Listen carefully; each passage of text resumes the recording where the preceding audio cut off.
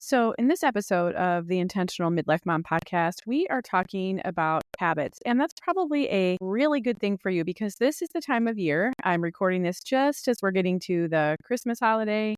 And then we've got New Year's right around the corner. And this is a time when a lot of us are focused on trying to start new habits, trying to break old ones, trying to meet our goals, create some new amazing goals for the new year. And so, habits are one of those things that they're building blocks to goals. And so if you're thinking about setting some goals in the new year, some New Year's resolutions, you're going to need to know about habits. So this episode, we are doing a deep dive into habits using some of the research, some of the scientific research. We're not just talking about what to do, we're talking about why to do it based on the science-backed research. So this is such a great episode. Make sure you dive in, make sure you share it with someone that you know needs to learn about habits too.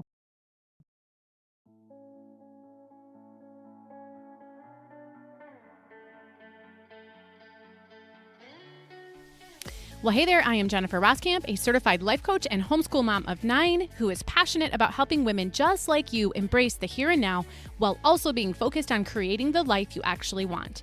As a midlife mom in her 40s, about to be a mom in my 50s, I've realized that it's so easy to lose yourself in caring for your family, your home, and all the things.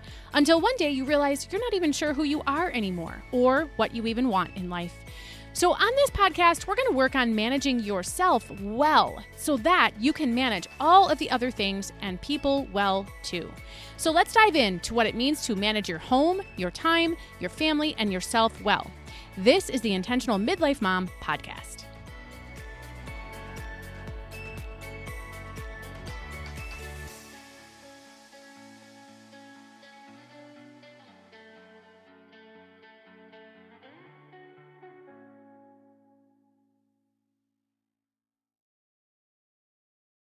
All right, so habits. I've got 3 powerhouse strategies for developing a new habit for you today. So what I've got is really 3 common lies or misconceptions that we tend to have about habits. And we're going to talk about how to really, or what's really true about each one of these kind of assumptions that really have gotten us to a point where habits often feel frustrating. We often feel like we are not good at habits. We feel like we're really good at maybe starting some habits, but we always fall off the wagon. We don't ever stick with them. That must mean you're lazy, you're unmotivated. We tell ourselves all kinds of horrible things. But what we don't realize is that our brain is really kind of stacked against us. And so we're diving into a little bit of the science here. Now, know that what I'm talking about here, these 3 strategies and some really great tips for them, I've got them all in a pretty PDF download that I've created for you. You will find it down below in the show notes. Make sure that you have us send that to you so that I still recommend you take notes here, but you don't have to take notes quite so frantically when you've got the download for yourself. Also know that this episode is taken from content that I have in my brand new class. I'm calling it a class accelerator because it is deep into the science, but deep into the content. It is the most in-depth class I have ever taught. It's called Rewire Your Brain, and it is all about helping women really kind of create. It's for women who are ready to believe in themselves again, is really who it's for. If you have ever tried to improve or change yourself and struggled, this is going to be the class for you. Know that we go much more into depth in this brand new class. We'll have details soon. It's coming out I will be teaching it in the new year in 2025. So as long as you are getting my emails, you will be getting information about how to join, when classes are, how to join live, get replays, all kinds of amazing things. This is going to be divided into 6 different sessions spanning 3 days total.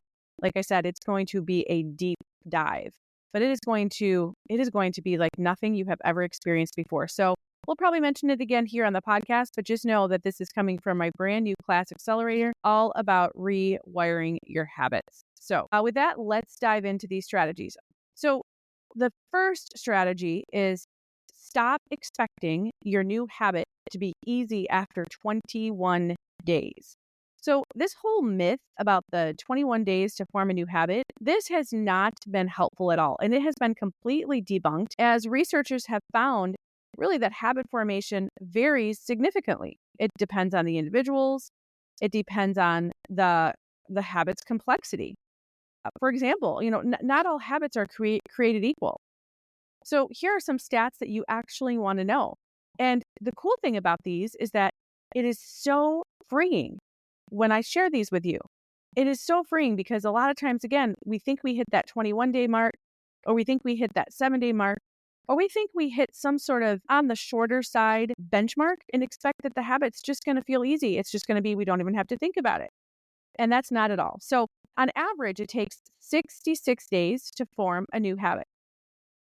The range, this comes from Dr. Wendy Wood. The range comes from, the range falls from 18 days to 254 days. This is how long it can take some of us to form certain habits. I know, right? Like 21 days, 254. That's a big difference. Also know that simple habits, like drinking a glass of water, are quicker to establish than more complex ones, like inserting daily exercise routines. So again, knowing these science-backed statistics can give you so much freedom to try again if you've ever tried to develop some good habits and maybe haven't done so great with it. This is why 18 to 254 days. My guess is you haven't stuck it out for anywhere near that amount of time. And so your habit never really got a chance to actually take root. Well, now you know. So here is a personalized powerhouse strategy for you when it comes to keeping this strategy, this myth that we've debunked, in mind. Number one, when it comes to developing a habit, you've got to embrace the long game. In reality, habit formation is not a sprint. It's more like a marathon. You're going to want to go into habits aiming for long-term consistency over short-term perfection. And what this does is it allows you to create lasting change. We don't want to just have a short-term habit. We don't want to just be all excited and energized to get started, and we go into it focused on it being quick and easy. And then, surprisingly, we fall off the wagon, and then we're frustrated.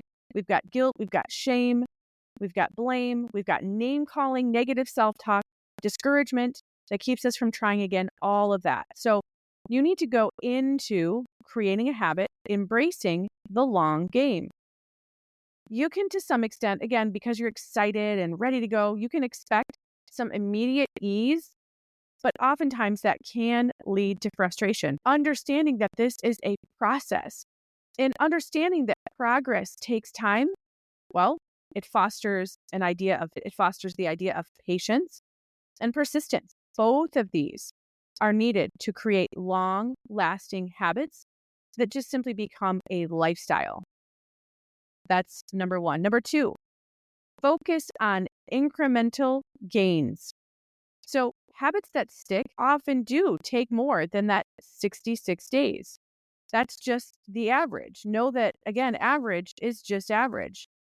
Habits that stick often take more than that 66 days to really solidify them into becoming a lifestyle.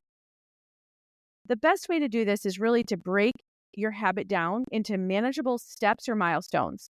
And then you've got to celebrate every small win along the way. You've got to have a reward.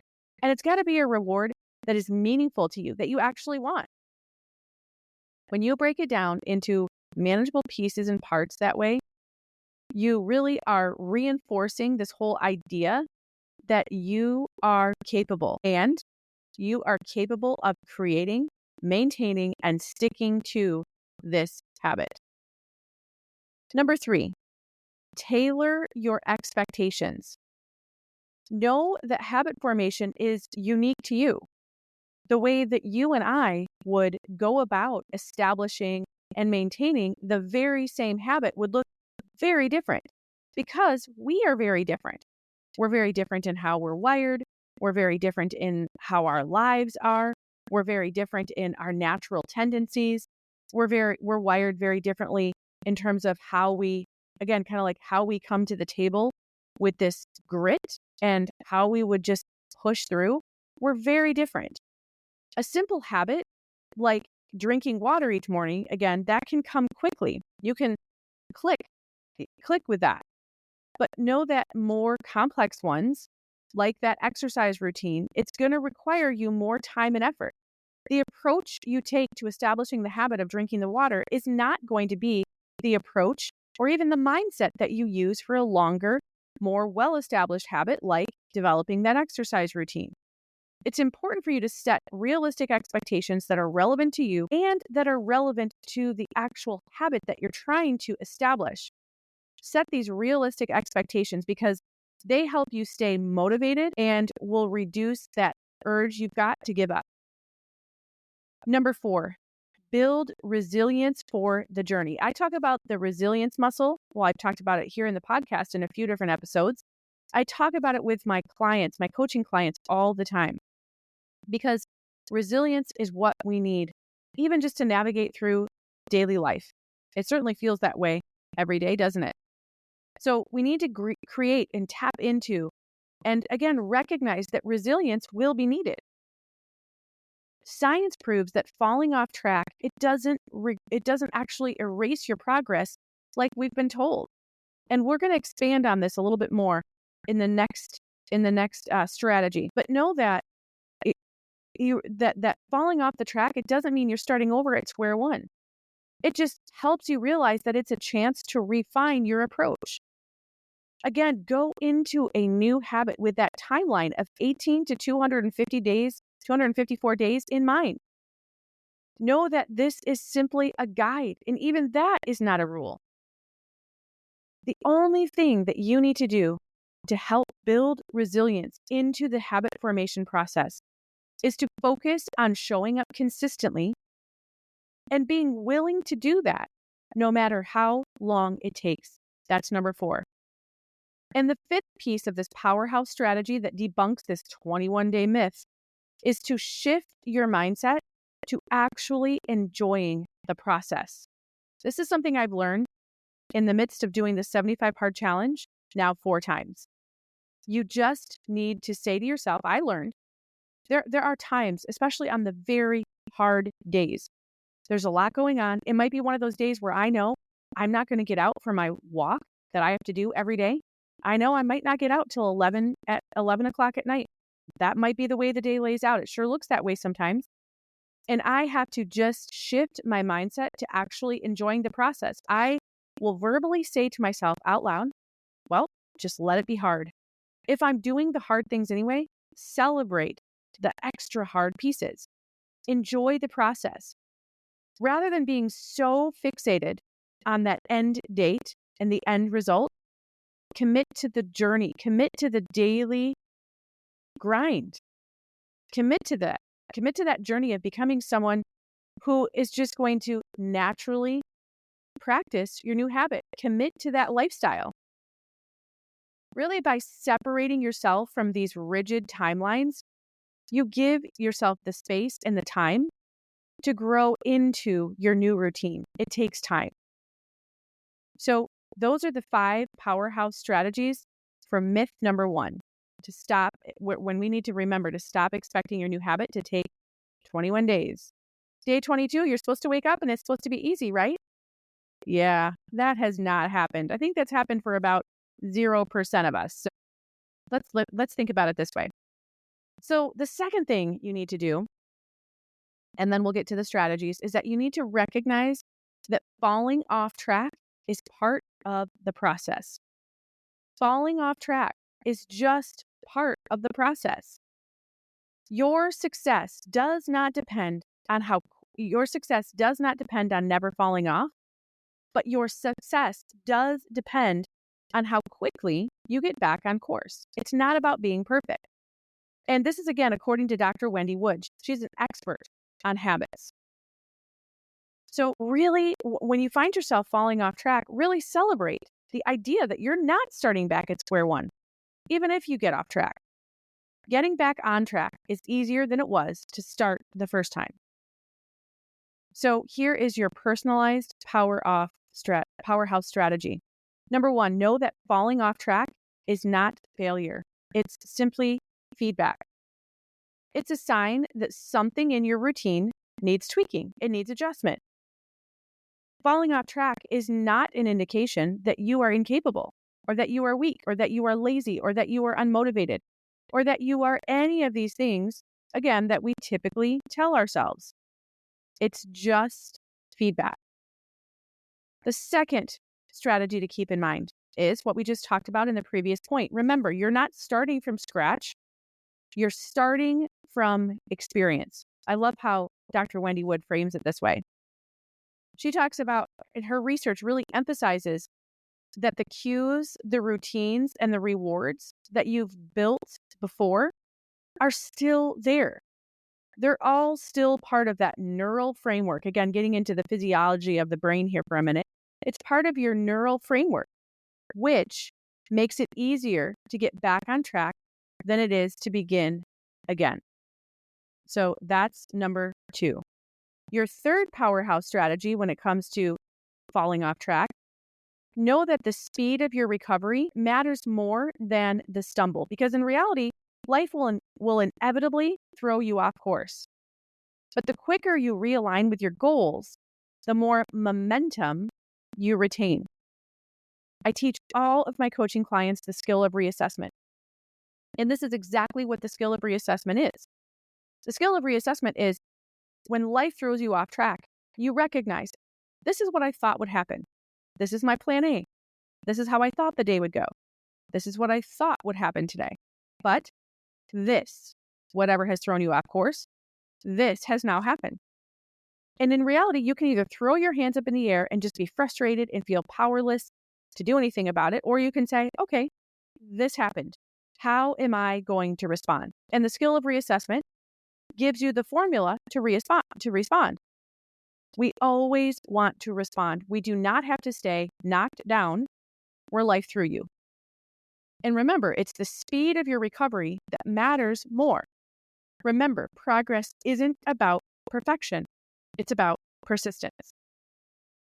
Number 4, celebrate the art and the act of coming back. And it's both. Celebrate that coming back, because each time you return to your habit, you're reinforcing your commitment and you're training your brain to see these setbacks as opportunities for feedback and growth rather than reasons to quit. And this right here is going to be a new way of thinking about it. Most of us see falling off track as an open door to quitting. A lot of times we see it as our only option. Well, I guess I'm not capable. I guess I'm not strong enough. I guess I'm not able to do this. This is what we believe. We see it as an invitation to quit. That's probably how you have looked at it up until this point. But this powerhouse strategy might be the most powerful one for you. Celebrate the act of coming back. Renew and recognize that you have the opportunity to renew and reinforce your commitment by coming back and trying again. It's going to take some time to get your brain used to seeing this opportunity, the opportunity to come back and try again, rather than an open door to quitting. But you can do that. You are in 100% control of your brain. These strategies are going to help you get yourself back on track. So that's all part of number 4. Number 5, frame setbacks as part of the process. Go into it knowing that that is going to happen. You go into it knowing that you're going to fall off track because you're not perfect. What would it be like to start a habit this time, knowing that there is going to be a time that I fall off track? Not kind of gripping the new habit with white knuckles, hoping you can make it just far enough to get to that 21-day mark where it's supposed to be easy after that. What would it be like if you went into this idea of developing a habit, whether something small like drinking the water or something more complex like having that daily exercise?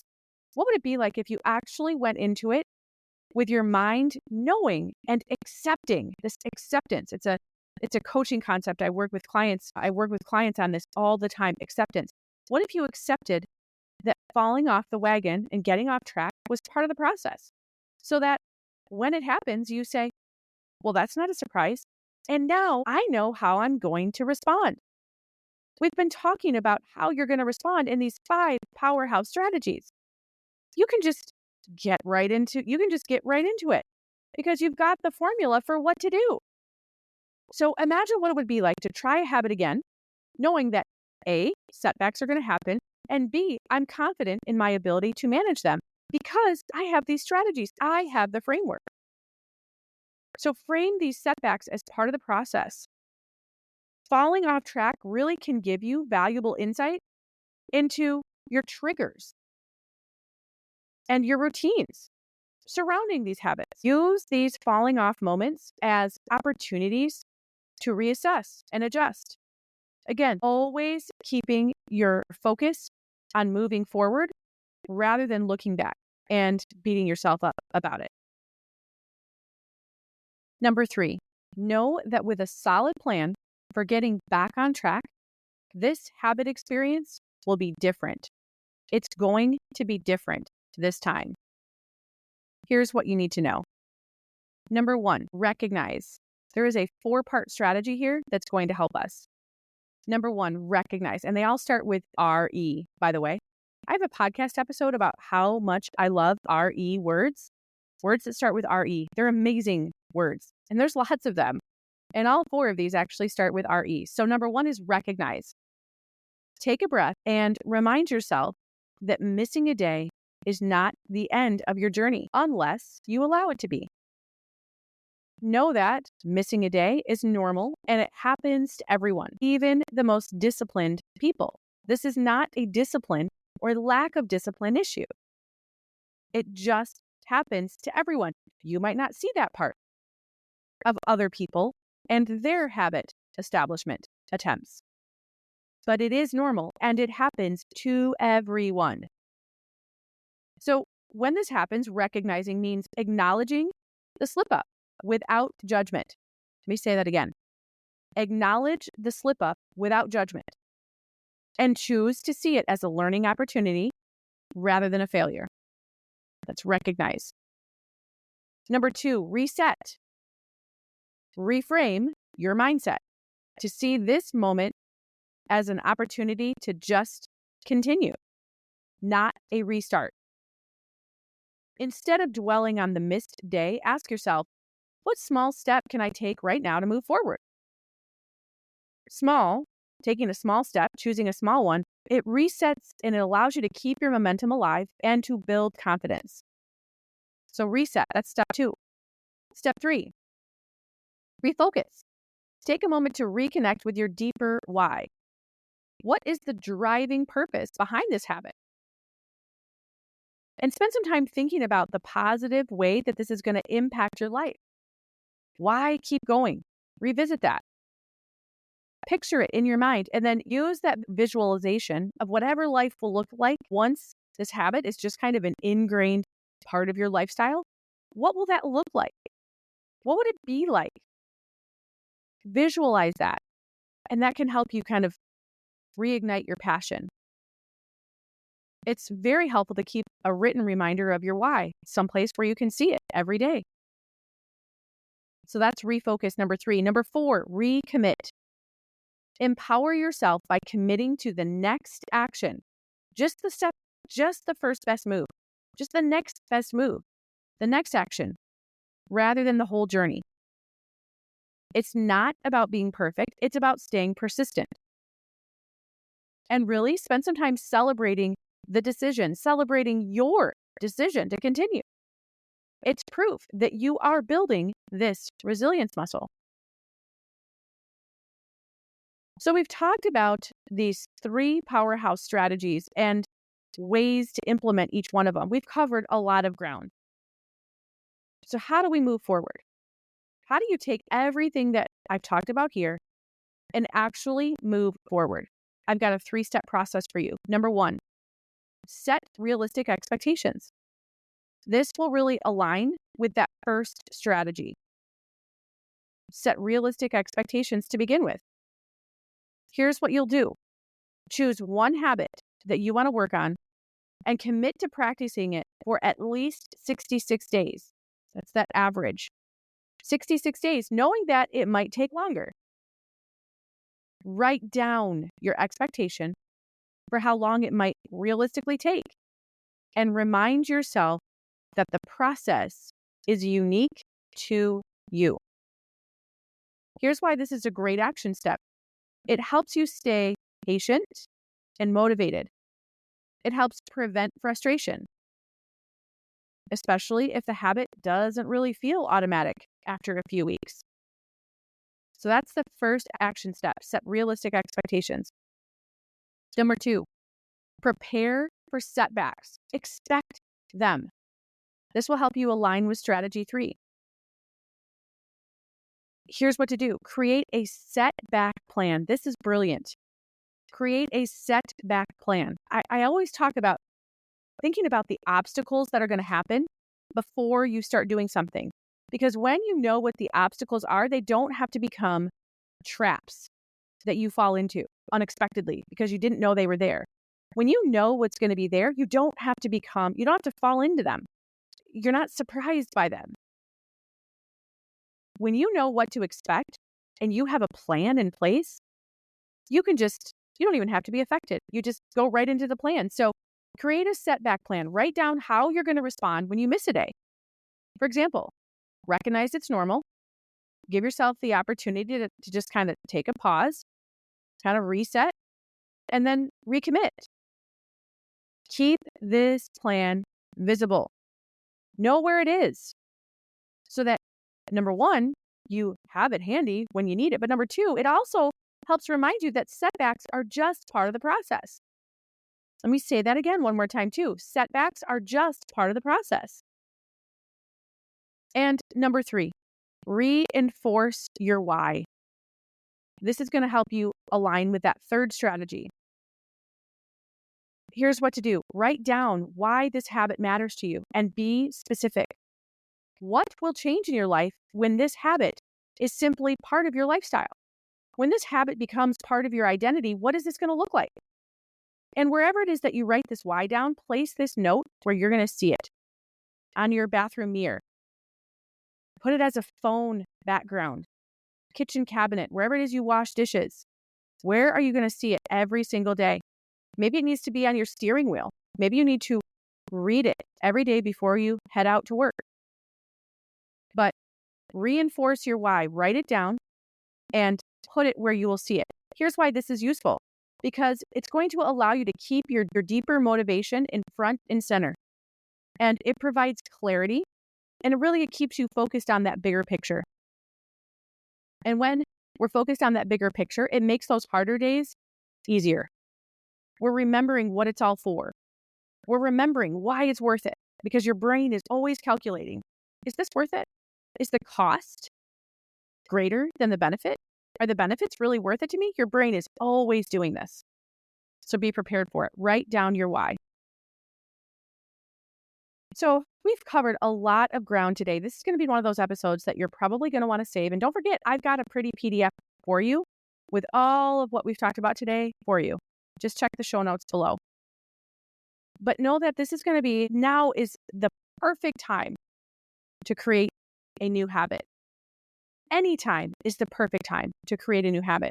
And when you come to it, understanding the science behind it and really setting yourself up in this new way, taking the science in mind, the science behind how your brain is wired, and the fact that these 3 powerhouse strategies and really understanding how we've been coming into it all wrong, no wonder it hasn't worked.